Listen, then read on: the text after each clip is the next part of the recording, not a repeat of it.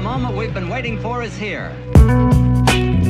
Olá, bem-vindo à 7ª temporada do PQU Podcast, o podcast para psiquiatras em formação.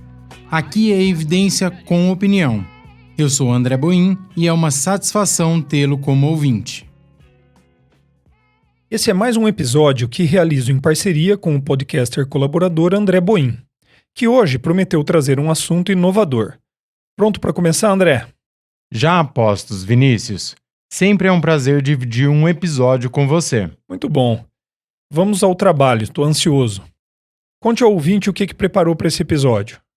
Desde março de 2020, algumas mudanças já em curso em nossa sociedade foram aceleradas pelos impactos da pandemia da Covid-19 e todos tiveram que se adaptar rapidamente às novas ferramentas do mundo digital. Para nós, médicos psiquiatras, não foi diferente. Quem de nós não precisou aprender em pouco tempo fazer uma teleconsulta, uma receita digital, um telemonitoramento, uma avaliação à distância? Realmente, André, adaptar-se a essa nova realidade e ainda de uma forma brusca foi um desafio.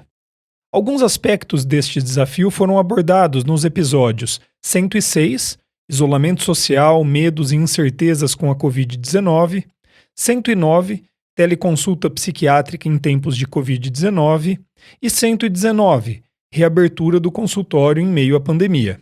Vinícius, não posso negar que eles me ajudaram muito ano passado quando começava minha carreira como psiquiatra e tendo que lidar com essa adaptação tão repentina. Por isso, gostaria de lembrar aos ouvintes do PQU Podcast é uma iniciativa independente, do Luiz Alberto e do Vinícius, que agora conta com a nossa colaboração, do Gabriel Queijo e minha. Aqui você vai encontrar evidências e opiniões úteis a você, psiquiatra em formação. Se gosta do podcast, divulgue entre seus amigos e colegas. Nos últimos meses, trabalhei muito na finalização da dissertação do meu mestrado, que trata do desenvolvimento de um protocolo de atendimento eletrônico para segmento dos pacientes com depressão grave. No momento, os dados ainda não foram revisados por pares. Assim, prefiro deixar para o momento futuro para trazer os resultados. De qualquer forma, achei que seria interessante falar sobre saúde digital e psiquiatria. André, esse termo me causa estranheza. A primeira vez que eu ouvi você usá-lo, pensei que seria os impactos que a tecnologia causa na saúde das pessoas. Mas pelo visto não é bem isso. Será que você poderia explicar melhor para o ouvinte? Claro. Acredito que fazendo uma evolução histórica do termo, ele fique mais claro. Em 1905, o médico e inventor holandês Willem Touwen, que veio a receber o Prêmio Nobel de Fisiologia ou Medicina em 1924 pela descoberta do mecanismo do eletrocardiograma, foi protagonista do que podemos considerar o primeiro relato do uso de telemedicina na história. Touwen registrou eletrocardiogramas em pacientes atendidos no hospital da Universidade de Leiden que foram ligados ao eletrocardiógrafo por meio da rede telefônica da cidade.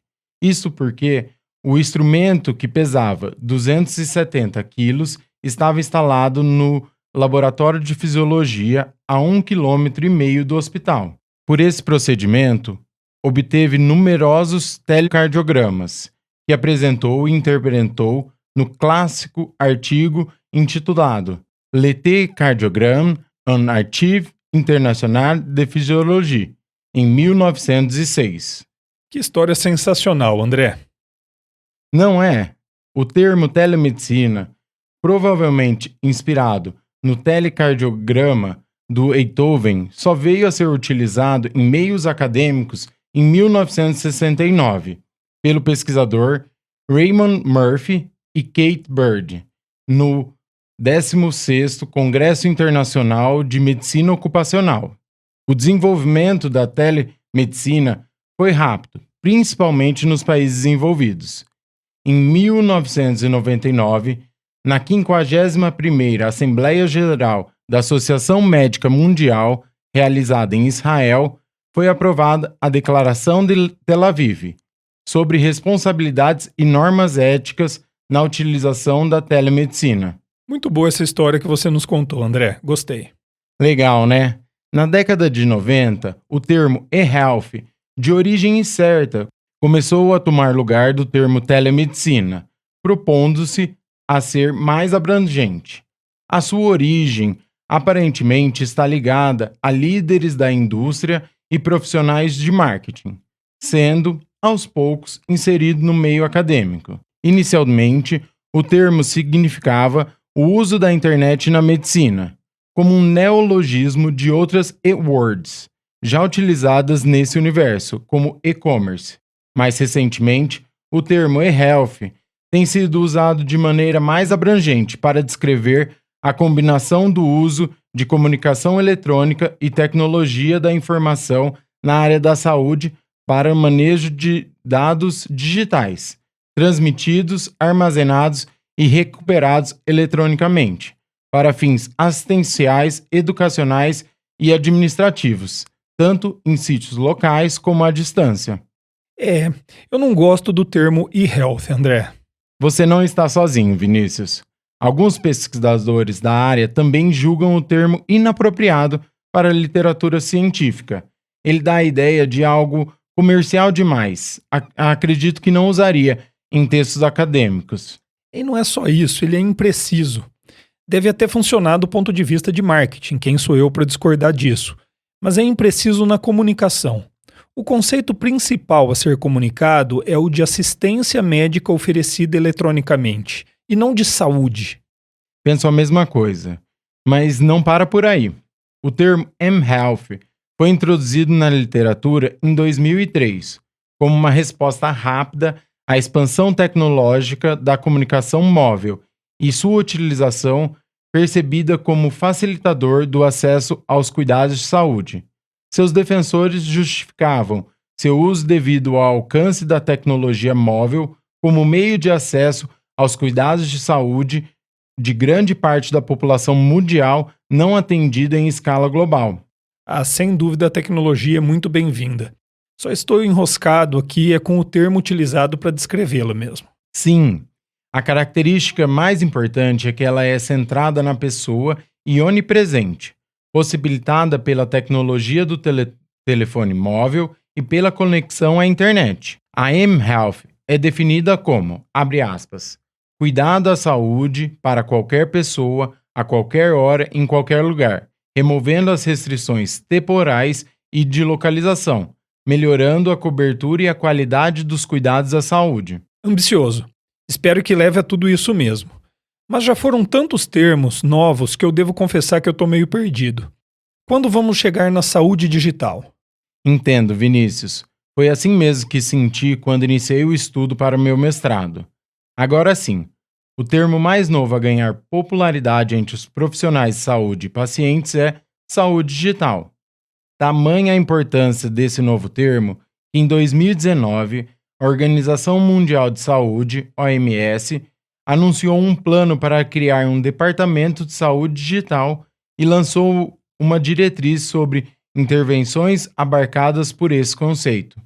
Bom, a mesma crítica que eu fiz ao e-health, faço aqui à saúde digital. Na prática, gera uma certa confusão. Quando você falou em saúde digital, a primeira coisa que pensei foi no processo saúde e adoecimento em um mundo tecnológico e digital. Ou seja, como permanecer saudável com tantas mudanças tecnológicas a que somos expostos. Eu prefiro assistência médica digital ou assistência digital em saúde, para ser mais amplo. A OMS propôs saúde digital como um termo amplo e abrangente, que inclui e-health, que por sua vez inclui mHealth, bem como outras áreas emergentes, como o uso de ciências da computação avançada em Big Data, genômica e inteligência artificial.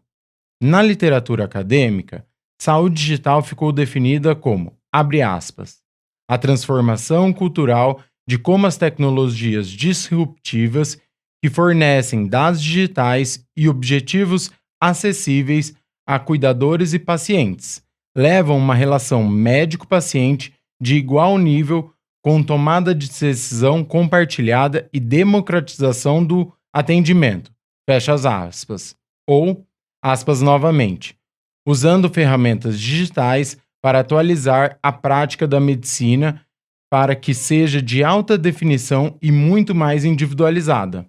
Eu gosto mais da segunda definição, viu, André? Sobre a primeira, nós aqui do PQ Podcast apostamos na relação médico-paciente de qualidade, cultivamos a decisão compartilhada com os pacientes e apoiamos medidas de universalização do atendimento médico de qualidade.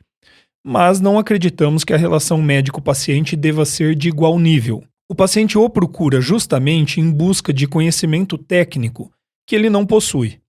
Igualar a relação seria renunciar ao próprio motivo da consulta. Não é fácil discordar da OMS, mas os argumentos estão à mesa. Seguindo adiante, André, muito do que você comentou se deu em países desenvolvidos. Você encontrou algo relacionado ao Brasil? Achei sim. Os desenvolvimentos que temos do Brasil ocorreram décadas depois que estava ocorrendo em outras partes do mundo. No Brasil, o primeiro documento do Conselho Federal de Medicina, CFM, relativo à saúde digital, data de 2002, na Resolução 1643, que define e disciplina a prestação de serviços através da telemedicina. Somente em 2018, a Resolução número 2227 autorizou a teleinterconsulta e o telediagnóstico, mas não sendo autorizada a teleconsulta. Em 15 de abril de 2020, em virtude da pandemia pelo coronavírus SARS-CoV-2, foi promulgada a Lei número 13.989, autorizando a telemedicina, incluindo a teleconsulta em caráter emergencial e temporário. São algumas décadas de defasagem. Em relação à psiquiatria, o que você conseguiu encontrar? Segundo Torres e colaboradores, em 2017, havia mais de 318 mil aplicativos de saúde disponíveis para uso, sendo que cerca de 10 mil relacionados à saúde mental. Atualmente, a maioria dos aplicativos desenvolvidos são voltados para público adulto com depressão e ou ansiedade. Contudo, a maioria dos aplicativos disponíveis são criados para pacientes de países desenvolvidos e poucos aplicativos estão disponíveis na língua portuguesa, o que limita o nosso uso. Além disso, os usuários necessitam ser informados para garantir a identificação de bons aplicativos e mais estudos com rigor metodológicos são necessários para o desenvolvimento de programas em saúde digital validados por evidência.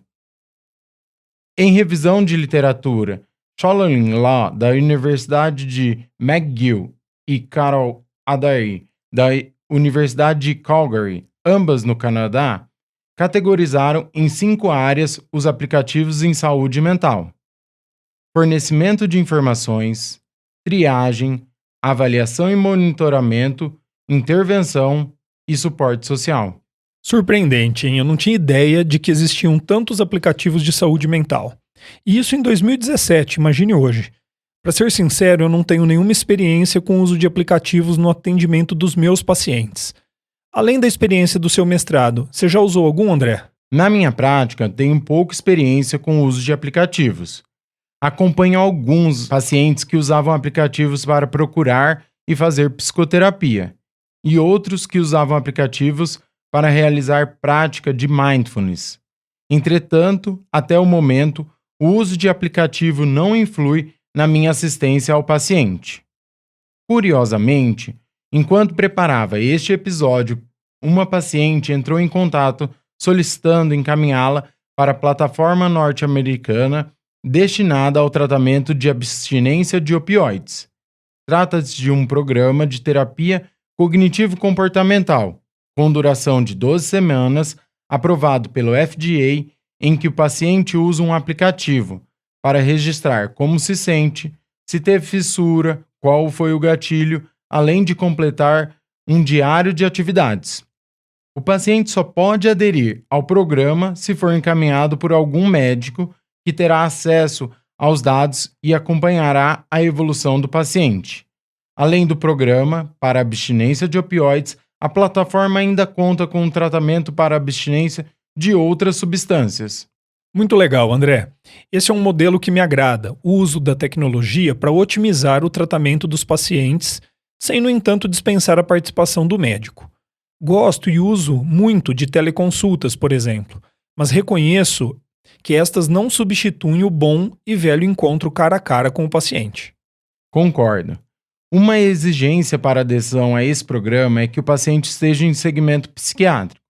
Além disso, há aviso de que o programa não substitui a consulta presencial nem tem a intenção de reduzir a quantidade de consultas. Sou um entusiasta e vejo muito potencial no desenvolvimento de novas tecnologias para aprimorar a assistência à psiquiatria. Eu li um editorial do JAMA em maio de 2021. Ele falava de um estudo publicado no mesmo periódico que utilizava uma intervenção digital para pacientes com sintomas depressivos, com comorbidade, com hipertensão e diabetes, na cidade de São Paulo. Você viu isso, André? Vi sim, Vinícius. Essa é uma notícia fresquinha. O estudo foi realizado por Ricardo Arayá e colaboradores do King's College, com participação do Paulo Rossi Menezes, professor e pesquisador da USP. Foi realizado um ensaio clínico randomizado na cidade de São Paulo e Lima. No Brasil, foram recrutados 880 pacientes. Já no Peru, 432. Foram incluídos pacientes atendidos na unidade básica de saúde devido à hipertensão e ou diabetes com score de PHQ 9 maior ou igual a 10 e com habilidade de ler mensagem de texto no celular. A intervenção constituiu de 18 mini-sessões automatizadas realizadas por aplicativo ao longo de 6 semanas com duração máxima de 10 minutos. O objetivo era promover ativação comportamental, uma abordagem psicológica baseada em evidências para tratar a depressão que visa aumentar a participação do paciente em atividades agradáveis ou significativas. O grupo controle, por sua vez, seguia tratamento usual e ficava a critério do médico que acompanhava o caso tratar ou não do quadro depressivo. Conte pra gente quais os resultados, André. O desfecho primário era a redução de ao menos 50% da escala PHQ-9, que foi avaliada após 3 meses e 6 meses da intervenção. Nas duas cidades, houve redução maior no grupo de intervenção digital após 3 meses, com resultado de 4,7% em São Paulo e 52,7% em Lima, contra o grupo controle, 28,6% e 34,1%, respectivamente. Não houve diferença entre os grupos quando comparados após 6 meses da intervenção. Interessante. E qual a sua opinião sobre esses resultados? Primeiramente, gosto muito da abordagem que os pesquisadores tiveram frente à questão clínica. Não bastava desenvolver um aplicativo, torná-lo atraente e vendê-lo na App Store. Eles testaram, com método científico, a eficácia da ferramenta. Uma intervenção médica, seja ela medicamentosa, psicoterápica ou um aplicativo, deve passar por esse crivo.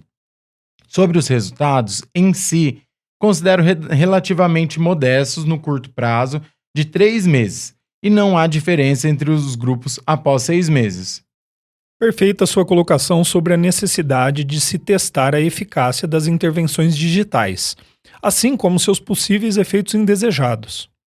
Sobre os resultados, não considero eles tão modestos assim. Isso porque o desfecho escolhido foi categorial e, portanto, mais difícil de ser alcançado, mas ao mesmo tempo dotado de maior relevância clínica. Além disso, não me incomodo com o fato de o resultado não ter sido sustentado. Muitos quadros depressivos, principalmente se forem leves, melhoram espontaneamente após 6 meses de evolução. Demonstrar eficácia em acelerar esse processo, diminuindo o sofrimento dos pacientes, já é um resultado e tanto, viu?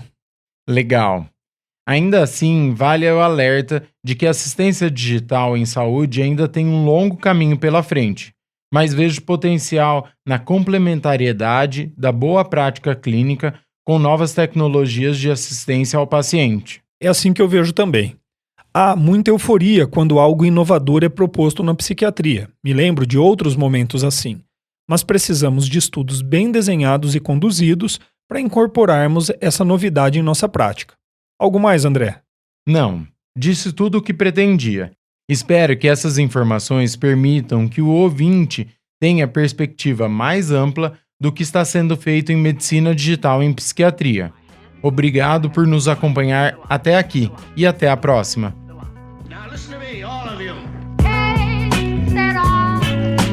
Acesse nossa página no Facebook e siga-nos no Instagram para ficar por dentro de tudo que acontece no PQU Podcast.